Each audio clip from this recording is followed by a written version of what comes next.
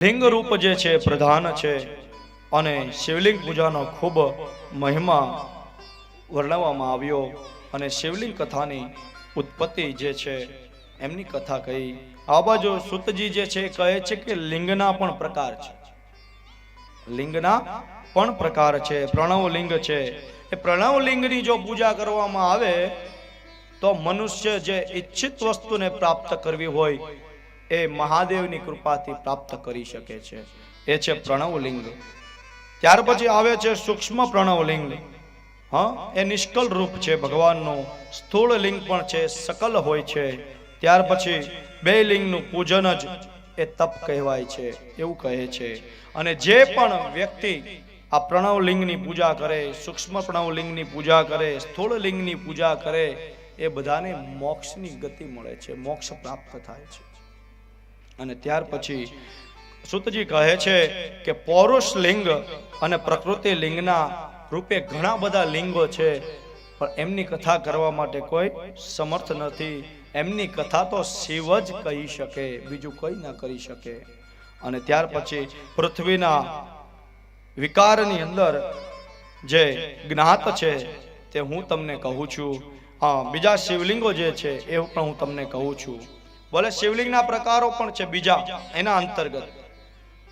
બોલે એ પ્રકારો કયા? બોલે સ્વયંભૂ લિંગ, ત્યાર પછી આવે બિંદુ લિંગ, ત્યાર પછી આવે પ્રતિષ્ઠિત લિંગ. આ બધા સાંભળજો ધ્યાનથી, જાણવા જેવું છે. સ્વયંભૂ લિંગ, બિંદુ લિંગ, પ્રતિષ્ઠિત લિંગ, ચરલિંગ અને ગુરુલિંગ.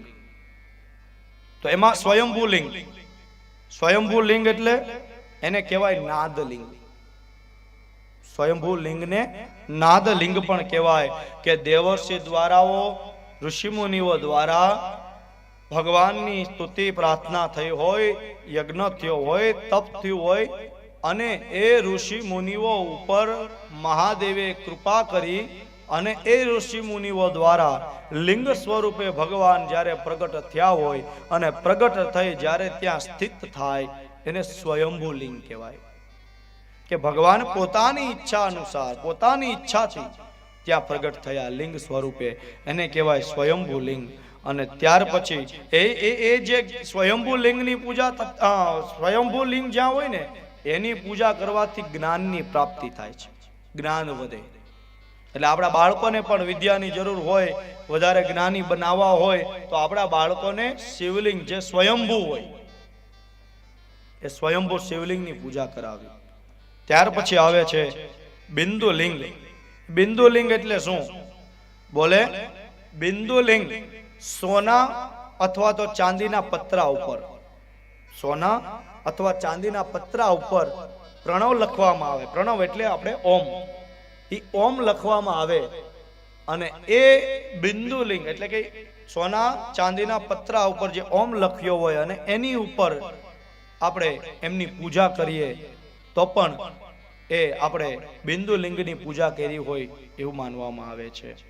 અને તેમાં જે છે આ બિંદુ લિંગની પૂજા કરવાથી શું મળે? બોલે બિંદુ લિંગની પૂજા કરીએ ને એટલે આપણો ભરોસો એ મહાદેવ ઉપર વધતો રહે. અને ત્યાર પછી ત્રીજું આવે પ્રતિષ્ઠિત લિંગ. બોલે એને કહેવાય પ્રાકૃત લિંગ. પ્રતિષ્ઠિત ને પ્રાકૃત લિંગ પણ કહેવાય. બોલે રાજા મહારાજાઓ જે છે એ લોકો નક્કી કરે, કોઈ એવી સારી જગ્યા ગોતે, મંદિર બનાવે અને બ્રાહ્મણો દ્વારા જે છે એ લિંગ સ્થાપિત કરવામાં આવે, પ્રાણ પ્રતિષ્ઠા કરવામાં આવે અને પછી એ જે લિંગ હોય એમની પૂજા કરવામાં આવે એને પ્રતિષ્ઠિત લિંગ કહેવાય. જેને પ્રતિષ્ઠા દ્વારા ત્યાં સ્થાપિત કરવામાં આવ્યું હોય તો એ છે પ્રતિષ્ઠિત લિંગ. ત્યાર પછી આવે ચરલિંગ. ચરલિંગ એટલે કે આપણે નાભી, ત્યાર પછી જીહવા, નાક, આપણા શરીરના એક એક અંગ જે છે ને એ પણ લિંગ છે. આમાં અમારા સેલવાસ વાળા ભાઈ લગભગ શિવ ઉપાસનામાં છે, શિવ યોગમાં, બરોબર, એટલે એમને વધારે ખ્યાલ હશે. આપણા શરીર જે આપણા શરીરના એક એક અંગો એ પણ એક લિંગ છે. ઘણા બધા લિંગો આપણા શરીરમાં છે, એને ચરલિંગ કહેવાય. તો એ શિવલિંગનો મહિમા, શિવલિંગના પ્રકારો કહેવામાં આવ્યા. ત્યાર પછી આવે ગુરુલિંગ અને ત્યાર પછી અહીંયા સુતજી આગળ કથા કરતા કહે છે સ્ફટિક શિવલિંગનો મહિમા. તો તો સ્ફટિક શિવલિંગ જે છે એનું પણ મહત્વ ખૂબ બતાવવામાં આવ્યું છે અને પાર્થિવ શિવલિંગનો પણ ખૂબ મહત્વ બતાવવામાં આવ્યું છે. બોલે પાર્થિવ શિવલિંગની પૂજા કળિયુગની અંદર જે મનુષ્ય પાર્થિવ શિવલિંગની પૂજા કરે એના પર મહાદેવ ખૂબ ખૂબ અને ખૂબ કૃપા વરસાવે છે.